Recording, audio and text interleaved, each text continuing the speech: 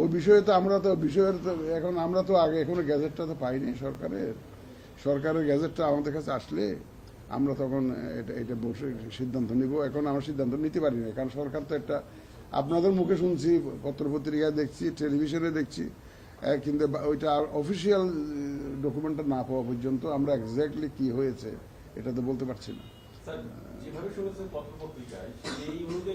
না না, সেই অনুযায়ী কোনো সিদ্ধান্ত নেওয়া যাবে না। সেই জন্য আমরা কোনো পত্রিকার ভিত্তিতে নিলে তাহলে ভাই আর আর কি কোনো কাজই করা যাবে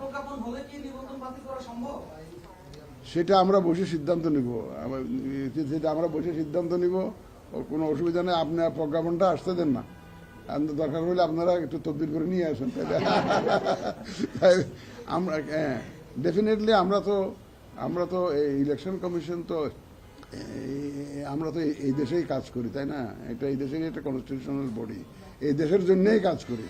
সুতরাং আমরা তো এই সমস্ত বিষয়ে তো আমরা equally concern, but we are waiting for the gazette notification to কাম।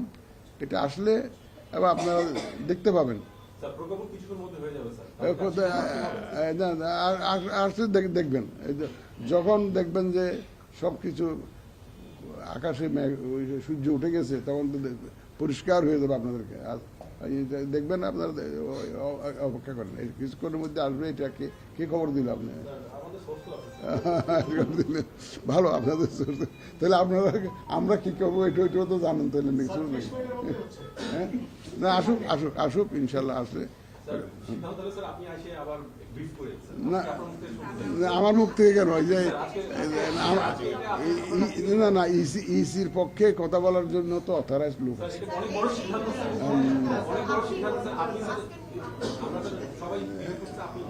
না, এটা যা হবে আমাদের তো মুখপাত্র আছে, অসুবিধা নেই, মুখপাত্র আছে।